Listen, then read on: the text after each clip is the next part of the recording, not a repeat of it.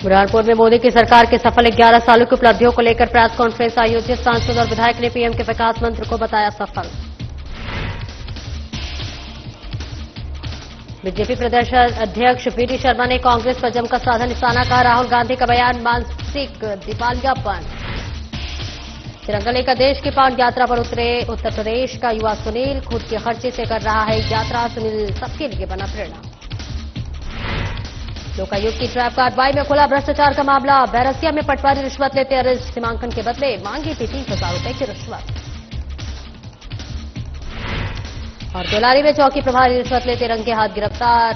Excited case को कमजोर करने के लिए मांगी थी घूस। नमस्कार, स्वागत है आपका। मैं हूं आपके साथ सपना दीपक मद्देशा। बुलेटिन का आगाज करेंगे। बुरहानपुर में सांसद ज्ञानेश्वर पाटिल, खातेगांव विधायक आशीष शर्मा और पूर्व मंत्री अर्चना चिटनीस ने प्रधानमंत्री नरेंद्र मोदी की सरकार के सफल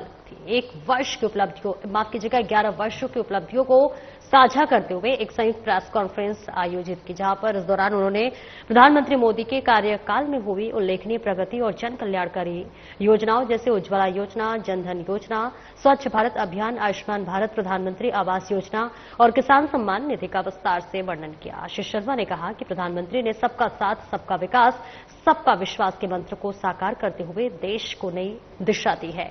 उन्होंने आर्थिक विकास, गरीबी उन्मूलन, स्वास्थ्य, शिक्षा और ग्रामीण विकास में महत्वपूर्ण सुधारों पर जोर दिया। सांसद पाटिल और पूर्व मंत्री चिटनीस ने भी देश की मजबूत स्थिति और वैश्विक मान बढ़ाने की मोदी सरकार की भूमिका को सराहा। उन्होंने कहा कि अब भारत हर क्षेत्र में मजबूत है और कोई भी उसे चुनौती नहीं दे सकता।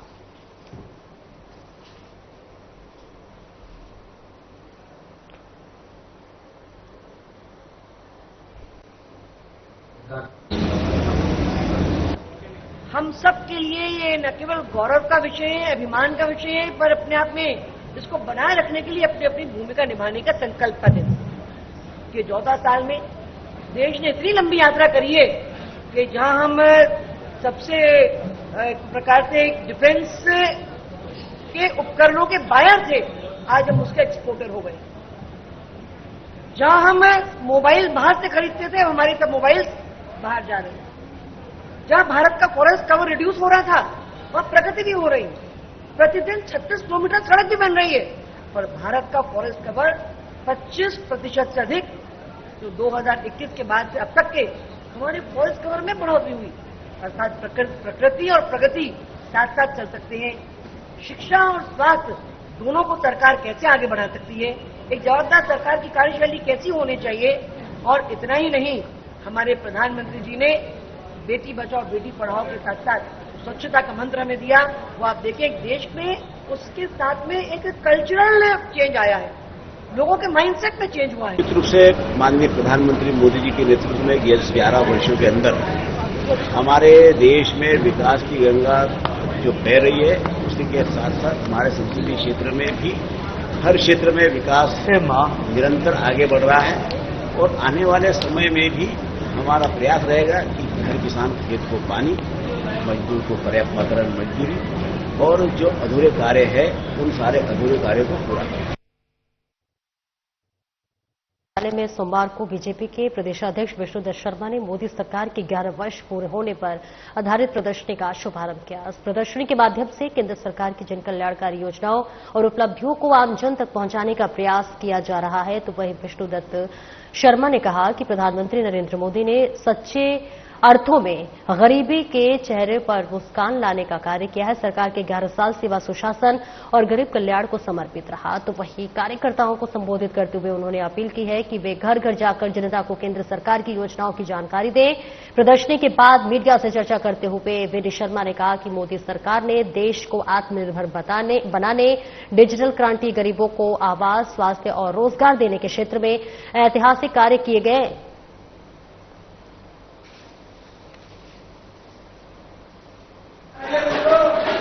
महाकाल की नगरी में आने का अवसर मिला। बाबा महाकाल का भी अभी आशीर्वाद लेने के लिए जाऊंगा। भारतीय जनता पार्टी के उज्जैन के कार्यालय में 11 वर्ष प्रधानमंत्री नरेंद्र मोदी जी के नेतृत्व में सेवा, सुशासन और गरीब कल्याण के ऊपर एक प्रदर्शनी का उद्घाटन मैंने भी यहां पर किया है। और इस प्रदर्शनी के माध्यम से प्रधानमंत्री नरेंद्र मोदी जी ने किस प्रकार से देश के विकास को गति दी है, किस प्रकार से गरीबों के जीवन को बदला है, हर गरीब के जीवन में खुशी लाने का काम प्रधानमंत्री नरेंद्र मोदी के गरीब कल्याण की योजनाओं का जो इम्पैक्ट है कि आज देश के अंदर 27 करोड़ लोग गरीबी रेखा से ऊपर आए हैं। आज किस प्रकार से बदलाव हर आदमी के जीवन के अंदर आ रहा है, इंफ्रास्ट्रक्चर देश के अंदर जो खड़ा हुआ है, इन सारी बातों का उल्लेख इस प्रदर्शनी के माध्यम से प्रकटीकरण हो रहा है। भारतीय जनता पार्टी 9 तारीख से हमारा अभियान शुरू हुआ है सेवा, सुशासन और गरीब कल्याण का। हर बूथ पर, हर गांव में चौपाल भी लगेगी, शहरों में वार्ड के अंदर चौपालें लगेंगी और इन सारे मुद्दों को जो प्रधानमंत्री मोदी जी के नेतृत्व में और मध्य प्रदेश के अंदर हमारे मुख्यमंत्री डॉक्टर मोहन यादव के नेतृत्व में जो बदलाव आए हैं उनको जनता तक ले जाने का काम भारतीय जनता पार्टी के कार्यकर्ता सभी जुटे हैं। यहाँ हमारे जिले के सम्मानीय अध्यक्ष संजय जी से लेकर हमारे ग्रामीण के अध्यक्ष राजेश जी, हमारी कलावती बहन, हमारे विधायक आदरणीय अनिल जी और बाकी हमारे आदरणीय राज्यसभा के सम्मानीय सांसद, सभी वरिष्ठ नेतृत्व आज इस काम में जुटे हुए हैं। एक एक कार्यकर्ता इस काम में जुटा है कि मोदी जी की गरीब कल्याण की योजनाओं को जमीन पर जनता के बीच इम्पैक्ट क्या हुआ है, इन सारी बातों को ले जाकर के हम इस दिशा में कदम आगे बढ़ा रहे हैं। मैं सभी कार्यकर्ताओं को फिर एक बार बधाई, शुभकामनाएं देता हूं। और भारतीय जनता पार्टी के प्रदेश अध्यक्ष विनय शर्मा ने बुधवार को इंदौर में कांग्रेस और राहुल गांधी पर जमकर निशाना साधा। राहुल गांधी के नरेंद्र सरेंडर बयान को लेकर उन्होंने मानसिक दिवालियापन और कांग्रेस की हताशा बताया। शर्मा ने कहा कि देश के सबसे लोकप्रिय नेता नरेंद्र मोदी के लिए इस तरह का बयान राहुल गांधी की बौखलाहट को दर्शाता है। पूर्व मुख्यमंत्री दिग्विजय सिंह के भाई लक्ष्मण सिंह पर कांग्रेस की अनुशासनात्मक कार्रवाई को लेकर विनय शर्मा ने चुटकी लेते हुए कहा कि जो भी गांधी परिवार को आईना दिखाता है उसके खिलाफ बदले की कार्रवाई होती है। उन्होंने कहा कि कांग्रेस पार्टी इमरजेंसी लगाने वाली पार्टी है, वे विरोध कैसे बर्दाश्त करेगी। पीएम मोदी के 11 सालों पर जो है सफल सालों पर विपक्ष की चुनौती को उन्होंने सिरे से खारिज किया। विपक्ष की सकारात्मक भूमिका पर सवाल उठाते हुए उन्होंने कहा कि वे अपनी जिम्मेदारी निभाने में नाकाम रहा। राघवेंद्र रघुवंशी हत्याकांड पर उन्होंने टिप्पणी नहीं की।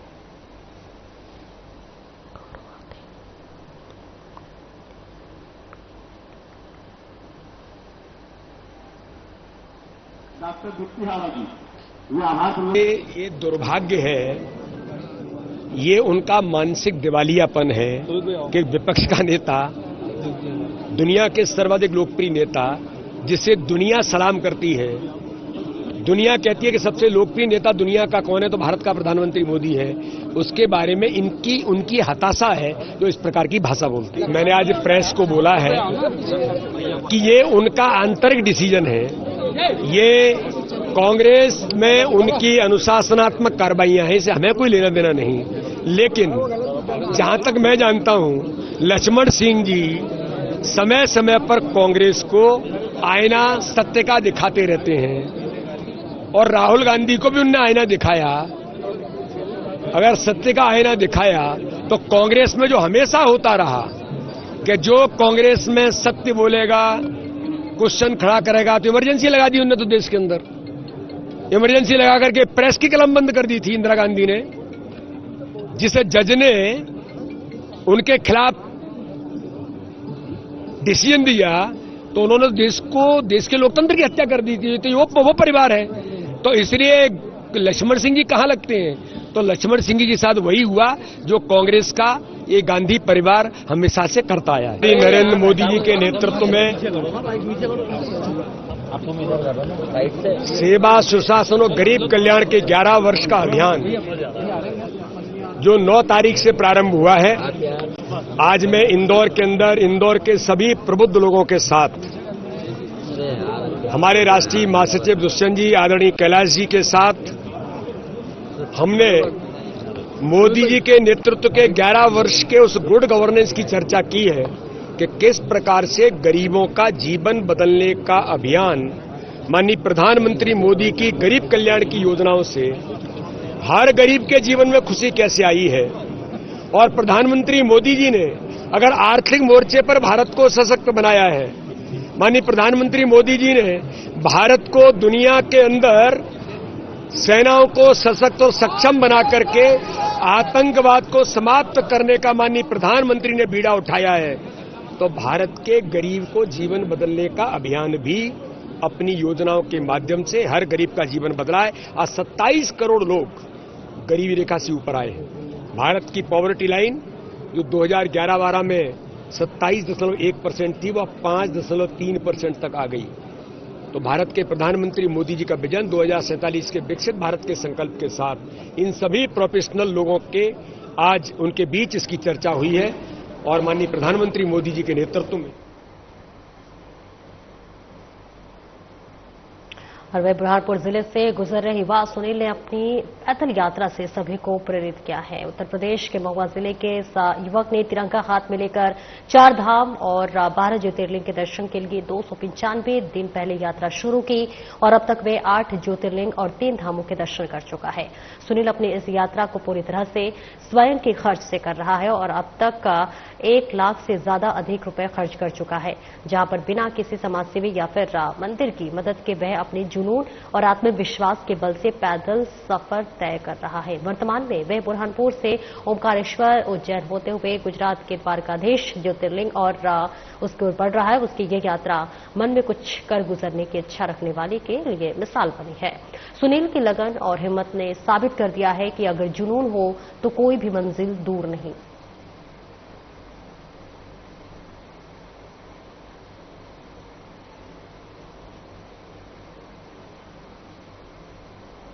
से कहाँ जा रहे हैं आप पैदल यात्रा पर?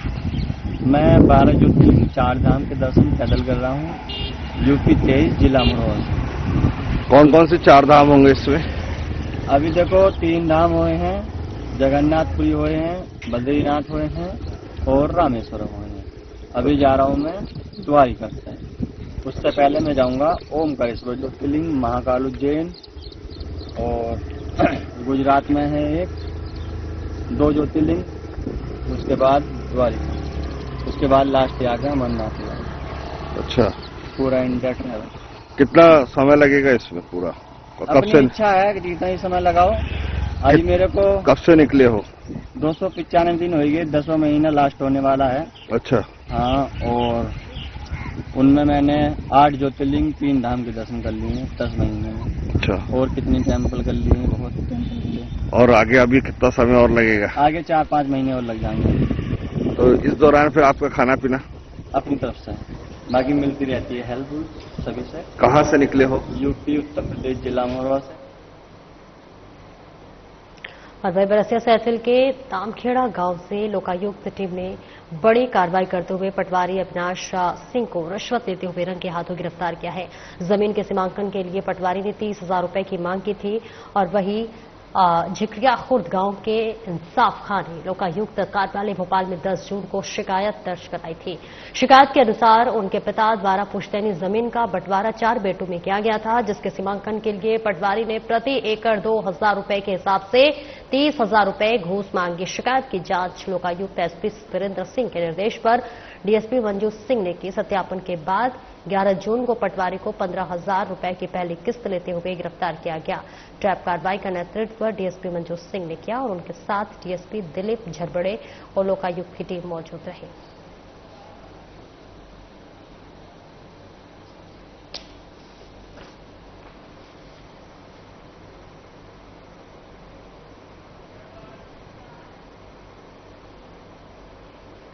और सिवनी जिले के केवलारी थाना क्षेत्र स्थित पुलारी चौकी में लोकायुक्त जबलपुर की टीम ने बुधवार शाम बड़ी कार्रवाई करते हुए चौकी प्रभारी एसआई राजेश शर्मा को 6,000 रुपए की रिश्वत लेते हुए रंगे हाथों गिरफ्तार किया है। जानकारी के अनुसार एक सड़क दुर्घटना के मामले को कमजोर करने के एवज में चौकी प्रभारी ने शिकायतकर्ता महेश राय को रिश्वत की मांग की थी।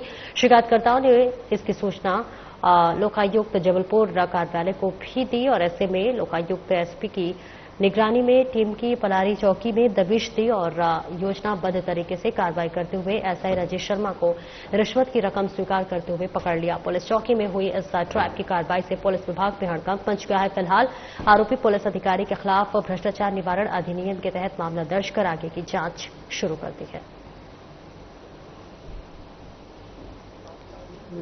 ट्रैक्टर से एक महिला पांव सांप के में थ्रेसर ट्रैक्टर सांप में फंस गया है ना, तो एफआईआर की उन लोगों ने। तो मेरा एक भांजा है, वो है ड्राइवर। इन लोगों ने मेरे बड़े बालक को ड्राइवर के नाम से फंसा दिए। फिर मैंने बोला सर नाम काट दो, तो नाम नहीं काटेंगे, लगभग 50,000 रुपये लगेंगे।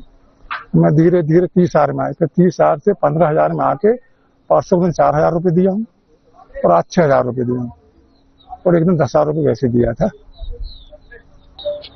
पलारी निवासी महेश राय ने उनका एक पलारी में वो कृषक हैं, उनके थ्रेसर से एक महिला नर्मदा मरावी उसकी साड़ी फंसकर पैर कट गया था, जिससे महेश राय के खिलाफ थाना चौकी पलारी में केस कायम हुआ था।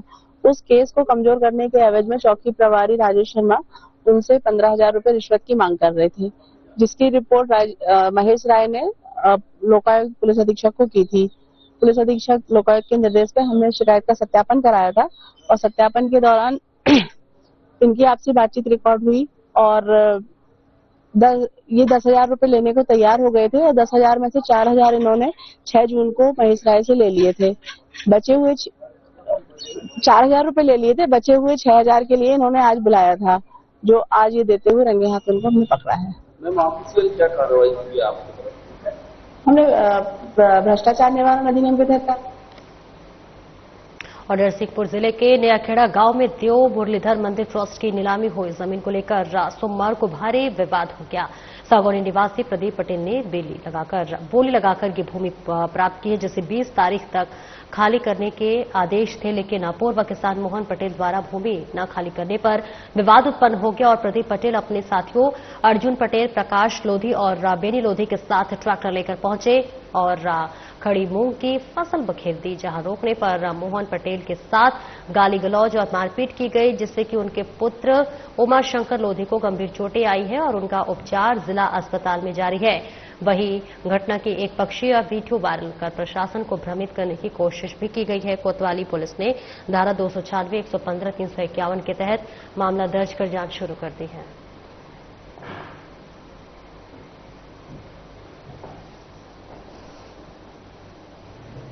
वो मंदिर की चिश्तवारी की जमीन थी ना, 3 साल के लिए मैंने ली थी, उसमें मूंग लगाई हुई थी। हाँ।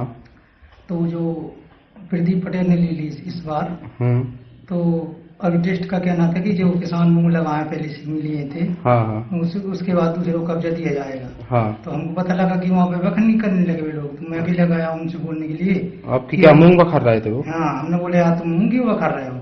कहीं वो हमने खरीद ली। तो मैंने कहा भैया टेस्ट का कहना है कि अभी जो मूंग खड़ी है उसको काटने के बाद आपको तो कब्जा दिया जाएगा। लोग नहीं माने, हाँ। गाली गलौज करने लगे। हम लोगों ने खेत लिया था, हमारे बड़े पिताजी मोहन पटेल ने, उन्होंने मतलब 30 जून को लगभग खेत लिया था और उसकी डेटा भी आई नहीं, फिर भी हम लोग खेत खाली कर रहे थे।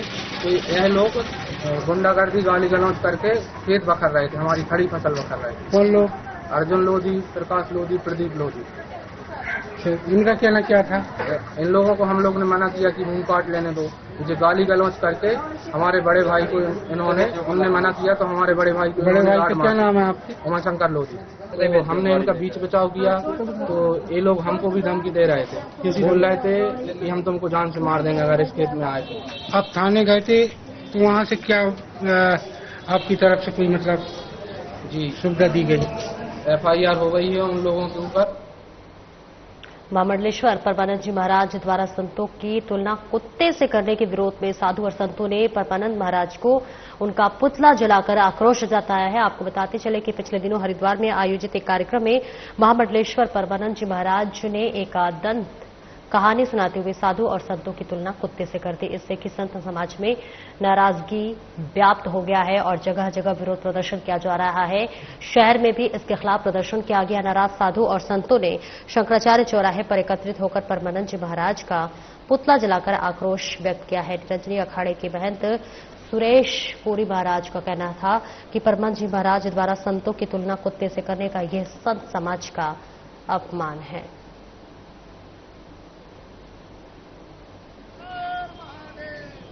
समय पहले युग पुरुष जी परमानंद जी गिरि जी महाराज का एक वक्तव्य हमने सुना था।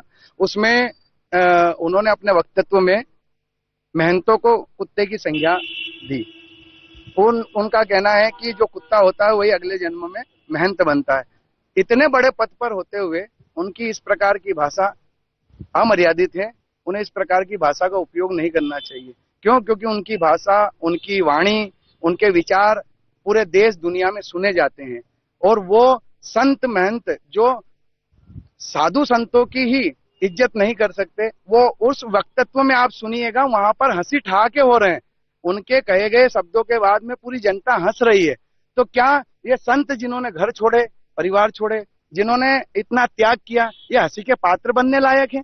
और ऐसे महापुरुष जिन्होंने कई कार्य इस देश के लिए करे, उनके मुख से इस प्रकार की भाषा शोभा नहीं देती।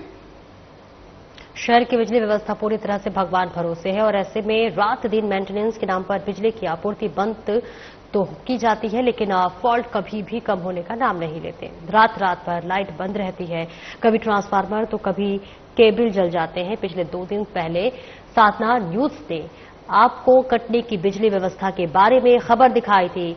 अगले ही दिन फिर एक बिजली विभाग का खौफनाक मंजर देखने को मिला। गत सोमवार की रात्रि बालाजी नगर में हुए शॉर्ट सर्किट का मंजर इतना भयावह था कि आसपास के लोग सिहर उठे और जनजीवन खतरे में दिखाई दे रहा था। ऐसे में किसी भी अनहोनी की आशंका से इनकार नहीं किया जा सकता। नगरवासी गहरे सदमे में है और जहां सिर्फ एक दिन पहले 14 घंटे आपूर्ति बंद रहने के बाद केबल लाइन बदली गई और उसके बाद अगले ही दिन इस तरह के ब्लास्ट हुए, मानो 2 देशों का युद्ध चल रहा हो। वहीं अतिक्रमण से कॉलोनी की स्थिति यह है कि आग लग जाए तो फायर ब्रिगेड की गाड़ी कॉलोनी में अंदर नहीं जा सकती है, न ही कोई वैकल्पिक मार्ग उपलब्ध है और प्रशासन बेपरवाह है।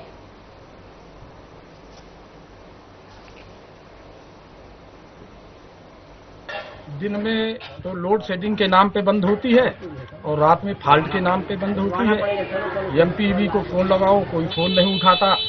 वार्ड पार्षद से लेके जितने भी जनप्रतिनिधि हैं सब अपने कामों में व्यस्त हैं। समाज और इस मोहल्ले की क्या जरूरतें हैं इसकी तरफ ध्यान न देके केवल जहां अपने को बच रहा है, जहां कमीशन मिल रहा है, केवल वही। धार जिले की ओर खरगोन जिले के सीमा नर्मदा नदी पर स्थित संजय सेतु पुल पर करीब 5:30 बजे के आसपास इंदौर से बॉम्बे की ओर कार से भरा तेज रफ्तार कंटेनर अचानक पुल की रेलिंग तोड़ता हुआ नर्मदा नदी में जा गिरा, लेकिन कोई बड़ा हादसा नहीं हुआ। ग्रामीणों की मदद से ड्राइवर को पानी से बाहर निकाला कर धामरोद सामुदायिक स्वास्थ्य केंद्र भेजा गया। सूचना मिलते ही बालकवाड़ा थाना प्रभारी रितेश यादव और चौकी प्रभारी अजय दुबे भी घटनास्थल पर पहुंचे। विवेचना की जा रही है।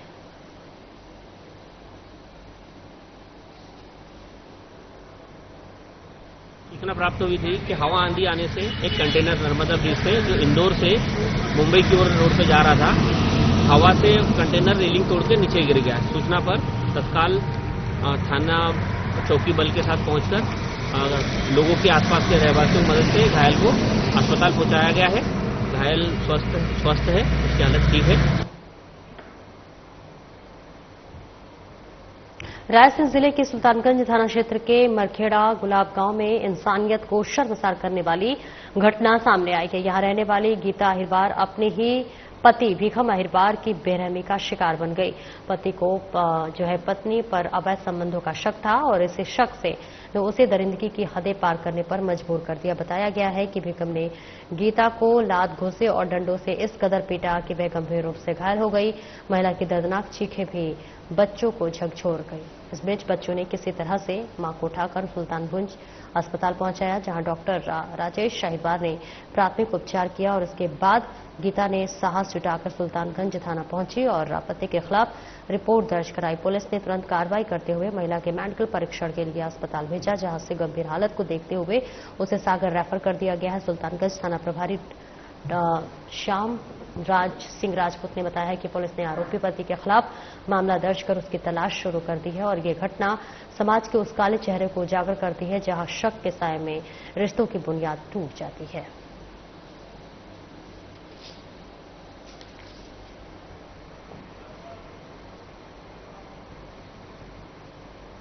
फिलहाल इस बुलेटिन में इतना ही। नमस्कार।